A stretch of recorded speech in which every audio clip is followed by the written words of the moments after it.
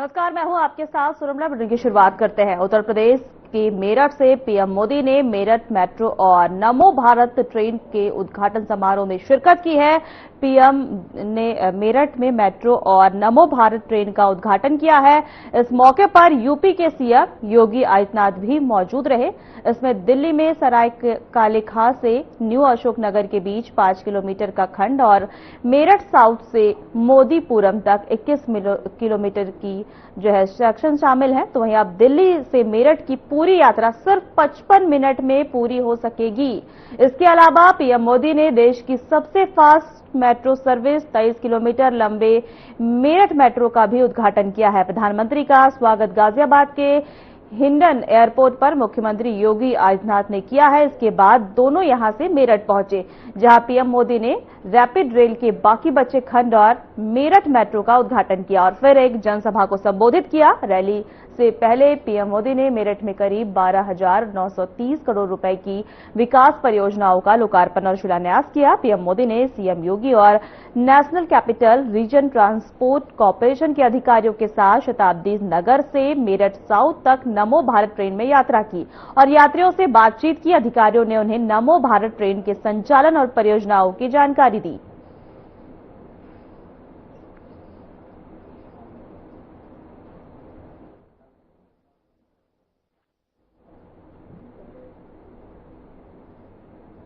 उत्तर प्रदेश के मेरठ से पीएम मोदी ने मेरठ मेट्रो और नमो भारत ट्रेन के उद्घाटन समारोह में शिरकत की। पीएम ने मेरठ मेट्रो और नमो भारत ट्रेन का उद्घाटन किया। इस मौके पर यूपी के सीएम योगी आदित्यनाथ भी मौजूद रहे। इस दौरान सीएम योगी ने अपने संबोधन में क्या कुछ कहा, आइए आपको सुनाते हैं। के यशस्वी और तपस्वी प्रधानमंत्री आदरणीय श्री नरेंद्र मोदी जी का हृदय से स्वागत करता हूं, अभिनंदन करता हूं।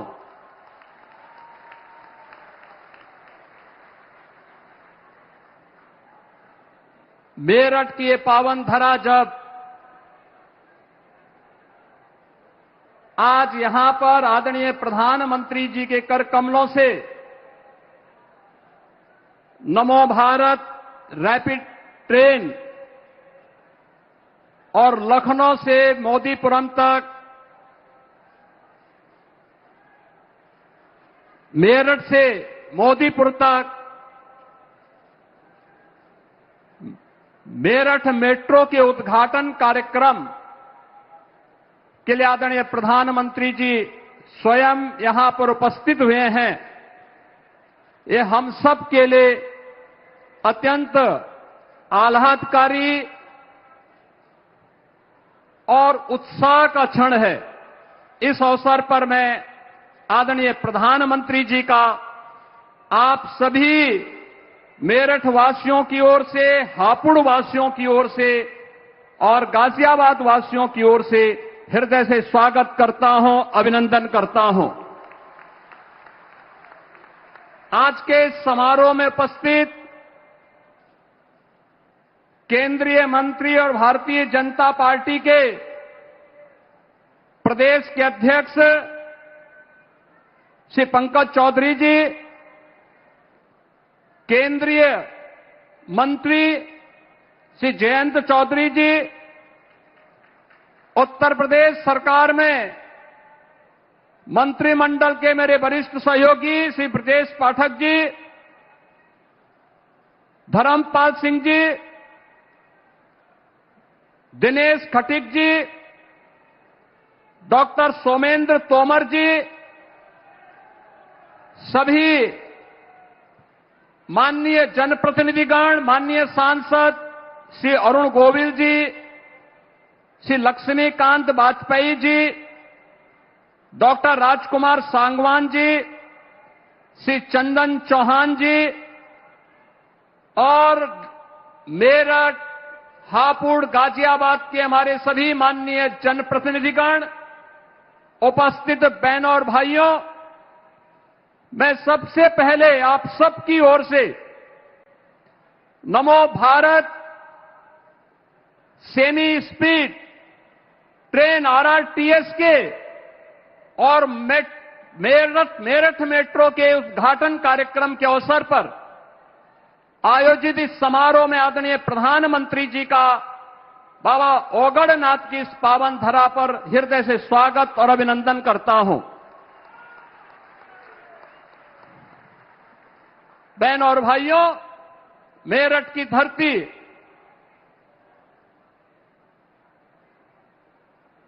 यह भारत की पौराणिक धरती के साथ साथ ऐतिहासिक पृष्ठभूमि और भारत के प्रथम स्वतंत्र समर की गवाह रही है।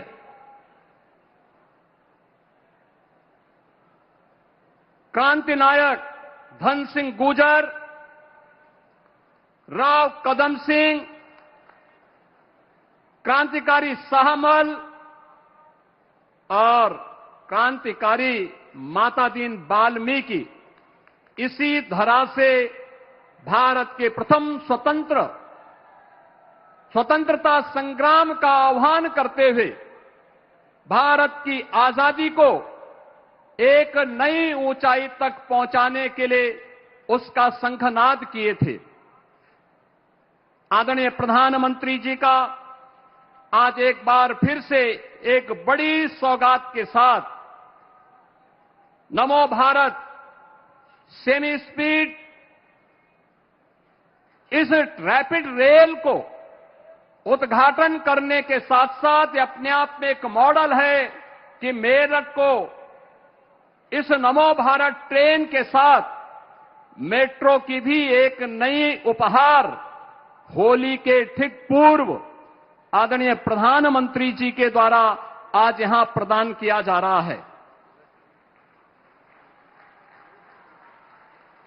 यह उपहार विकसित भारत की उस नींव को सुदृढ़ करने का एक नया माध्यम हम सबके सामने है, जिसमें अत्याधुनिक इंफ्रास्ट्रक्चर में के माध्यम से भारत की ताकत दिखती है। आप याद करिए, आज से 10 साल 11 साल पहले मेरठ से दिल्ली की दूरी अपने आप में एक चुनौती होती थी। 4 से 5 घंटे में तय करने में मशक्कत करनी पड़ती थी। लोग दिल्ली दूर मान करके थक हार करके बैठ जाते थे कि जाम में फंसना पड़ेगा, लेकिन आज 12 लेन का हाईवे, एक्सप्रेस हाईवे के साथ दिल्ली से मेरठ जुड़ा है। समय दिल्ली पहुंचने में कुल 45 से 50 मिनट। और बहन और भाइयों, आज आदरणीय प्रधानमंत्री जी ने जो नया उपहार दिया है, या नमो भारत रैपिड रेल का और मेरठ मेट्रो का, यह अपने आप में इस दूरी को और भी नजदीक करने का कार्य कर रहा है। और इसी कार्यक्रम के दृष्टि से आज न केवल इंफ्रास्ट्रक्चर के रूप में नमो भारत, इस साथ साथ वंदे भारत ने एक सिटी से दूसरी सिटी को जोड़ने का जो कार्य किया, अमृत भारत के माध्यम से अत्याधुनिक, सुरक्षित और तेज पब्लिक ट्रांसपोर्ट की सेवाएं आज भारत की एक नई पहचान बन रही है। आपने कल देखा होगा, कल ही आदरणीय प्रधानमंत्री जी ने गौतम बुद्ध नगर जनपद में सेमीकंडक्टर के एक नए प्लांट की आधारशिला का शुभारंभ किया है। आने वाले समय की चुनौती को देखते हुए नए भारत में आदरणीय प्रधानमंत्री जी के नेतृत्व में हमारा भारत कैसे आगे बढ़ रहा है, इन सभी दृश्यों को हम सब साक्षी बन रहे हैं। आपने अभी कुछ दिन यानी कल सायंकाल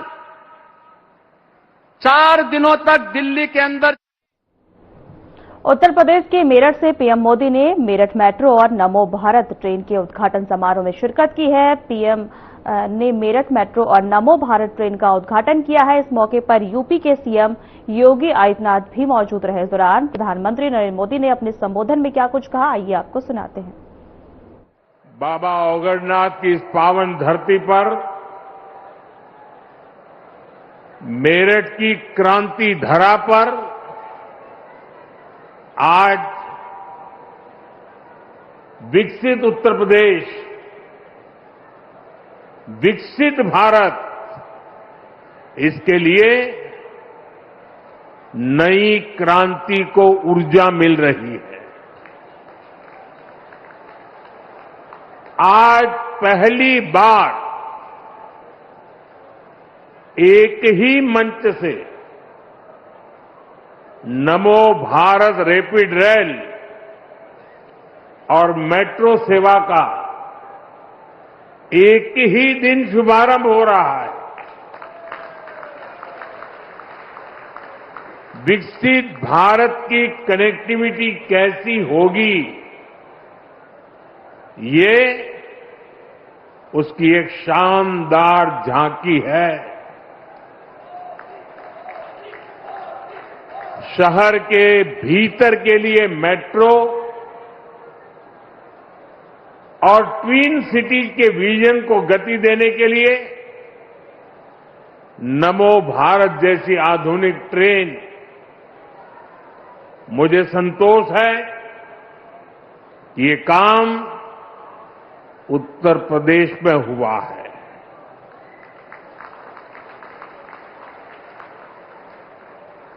भाइयों और बहनों, आज का ये कार्यक्रम भाजपा की डबल इंजन सरकार की कार्य संस्कृति को भी दर्शाता है और हमारी कार्य संस्कृति क्या है? हमारी कार्य संस्कृति है कि जिस काम का शिलान्यास किया जाए उसे पूरा करने के लिए दिन रात एक कर दिया जाए। और इसलिए अब परियोजनाएं पहले की तरह लटकती भटकती नहीं है। नमो भारत या मेट्रो सेवा, दोनों का शिलान्यास करने का अवसर आप सबने मुझे दिया था और आज मुझे ही इनके लोकार्पण का भी सौभाग्य मिला है। साथियों, थोड़ी देर पहले मैंने मेरठ मेट्रो में सफर किया। इस दौरान मेरी स्कूल कॉलेज के अनेक युवाओं से और अन्य यात्रियों से बातचीत हुई है। सबका यही कहना था कि इतने शानदार काम की उन्होंने कल्पना भी नहीं की थी और सबके सब लोग वो पुराने दिनों को याद कर रहे थे और खास तौर पर बहनों बेटियों ने मुझे बताया, कुछ साल पहले तक शाम होते ही पूरे रूट में सन्नाटा छा जाता था। यहां डर और भय का माहौल होता था। अब एक तरफ कानून व्यवस्था भी सुधरी है और दूसरी तरफ लोगों को सुविधापूर्ण और सुरक्षित यात्रा का भी माध्यम मिला है। और साथियों, मुझे खुशी है कि नमो भारत रैपिड रेल से ये नारी शक्ति के सामर्थ्य का प्रतीक भी बनी है। इसमें train operator, station control staff, ऐसे अधिकतर काम में हमारी बेटियां ही कार्यरत है, बेटियां ही नेतृत्व कर रही है। मैं आप सभी को, उत्तर प्रदेश को और दिल्ली वासियों को देश की पहली नमो भारत रैपिड रेल सेवा और मेरठ मेट्रो के लिए बहुत बहुत बधाई देता हूं। साथियों, मेरठ की इस धरती से मेरा भी एक विशेष नाता रहा है। जब 2014 के चुनाव हुए, 2019 के चुनाव हुए और 2024 के लोकसभा चुनाव हुए, तो मेरठ से ही मेरी चुनावी सभाओं की शुरुआत हुई।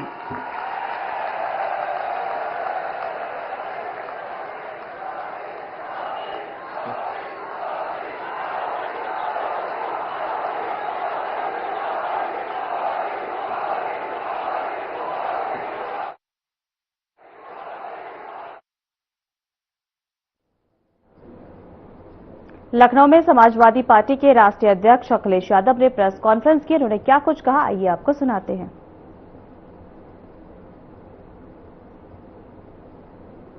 मैं सबसे पहले आज शामिल होने वाले लोग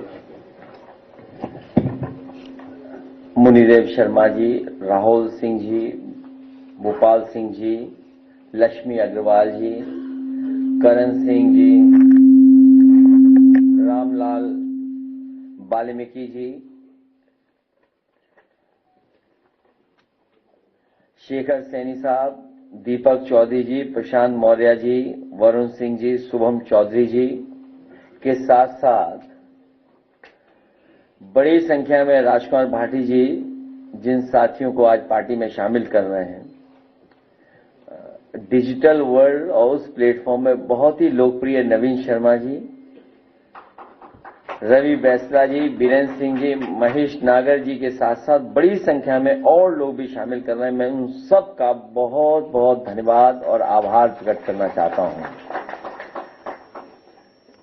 जैसे जैसे पीड़ा बढ़ रही है, पीड़े बढ़ता चला जा रहा है, पीड़े का आंदोलन बढ़ता चला जा रहा है और इस पीड़े के आंदोलन में जुड़ने वाले लोगों को लगातार समाजवादी पार्टी की कोशिश होगी कि ज्यादा से ज्यादा लोगों को जोड़ें।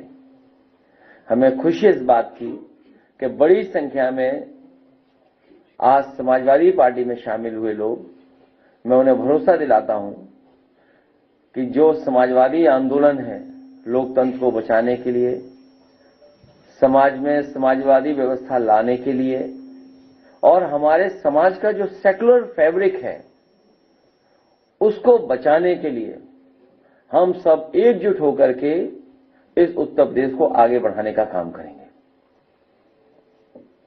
धन्यवाद। मैं अपने लीडर ऑफ ऑपोजिशन, उन्होंने जो कहा उससे अपने आप को जोड़ता हूं। मैं रोबोट तो है ही वो, लेकिन वो दिखता कैसा है?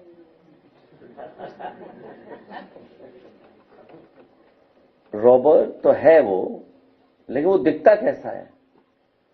और इधर सुना है कि चीफ मिनिस्टर बिस्ट साहब वो भी जापान जा रहे हैं। आज से 10, 15, 20 साल पहले भी जापान का भी एक डॉग बड़ा फेमस हुआ था, मैं नाम भूल रहा हूं उसका। कोई चैट जीपीटी पे देखिए और बताइए कि क्या था। एक इलेक्ट्रॉनिक डॉग बोलते थे, क्या बोलते थे? तो दुनिया में एआई को लेकर के, या नई टेक्नोलॉजी को लेकर के, इनोवेशंस को लेकर के, स्टार्टअप जो चीजें हो रही हैं या कंपनीज बन रही हैं, ये हमारी आपकी समस्याओं का समाधान कर रहे हैं। जितनी नई समस्याएं होंगी उतने समाधान के लिए हमें कोई ना कोई रास्ता निकालना पड़ेगा। और एआई का समिट होना, लेकिन मुख्यमंत्री जी तो न जाने कितना आगे हैं हम लोगों से। बोले अब तेल की इकोनॉमी नहीं बची है, अब ये नई इकोनॉमी डेवलप होती चली जा रही है, अर्थव्यवस्था डेवलप होने जा रही है। अरे हम उनकी बातों से धोखा खाएंगे क्या? जैसे उनके वस्त्र पहन करके हम लोग धोखा खा रहे हैं। और मैंने कई बार कहा, फिर दोहराता हूं ये बात, हमारी गीता में लिखा है कि माया में रह करके माया से दूर हो, और जो दूसरे का दुख अपना दुख समझे वो है योगी। और गुरु नानक जी ने कहा कि वस्त्र पहनने से और कान छिनाने से कोई योगी नहीं हो सकता। बताइए हमारे समाज के सबसे पूजनीय शंकराचार्य जी के साथ क्या व्यवहार हो रहा सरकार की तरफ से। ये जो एक्सरसाइज हो रही है अभी हाल फिलहाल जो आपको देखने को मिल रही है कि अचानक कुछ लोग निकल पड़े हैं सम्मान देने के लिए। जिस समय शिखा को पकड़ करके अपमानित किया जा रहा था, उस समय ये लोग कहां थे? उसी समय उन्हें जाना चाहिए था संगम किनारे। हमारे पूज्य शंकराचार्य जी कई दिनों धरने पे बैठे रहे वहां पर। उस समय सर्दी पीक पे थी। अब तक की जो हमारी पूरा इतिहास जो है, पौराणिक व्यवस्था है, सनातनी व्यवस्था में कहीं किसी शंकराचार्य को गंगा स्नान से रोका नहीं गया होगा। लेकिन ये पहली बार हुआ है सरकार में कि उन्हें स्नान करने से भी रोका गया, जो हमारी आध्यात्म की, हमारे सनातन धर्म की त्रिवेणी है। और अब तो ये सरकार एक कदम आगे निकल गई है। ये लगता है कभी अंधेरे में या रात में फिल्म देखते हैं 20 साल बाद। हर बात इनको 20 साल बाद पता लगती है। हमारा जो एक पैनलिस्ट था, उसकी 20 साल पुरानी घटना शंकराचार्य जी को बताओ अपमानित करने के लिए कहां से ढूंढ के लाए, किसको ढूंढ के लाए?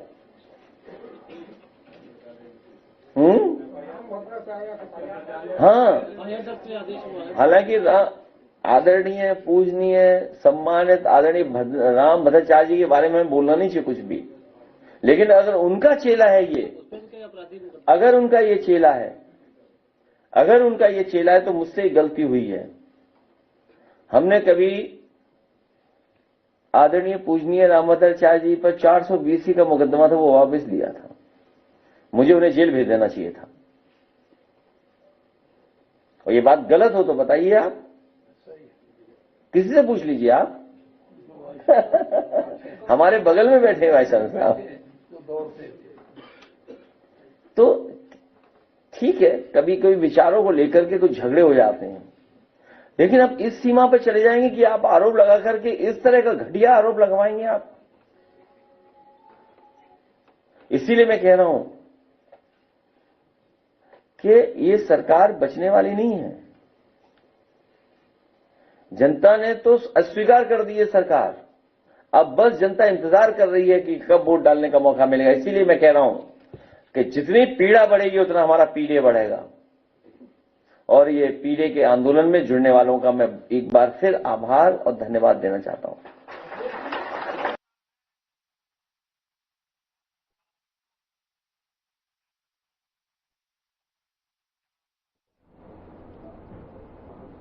फिलहाल हमारे खास बुलेटिन में इतना ही। नमस्कार।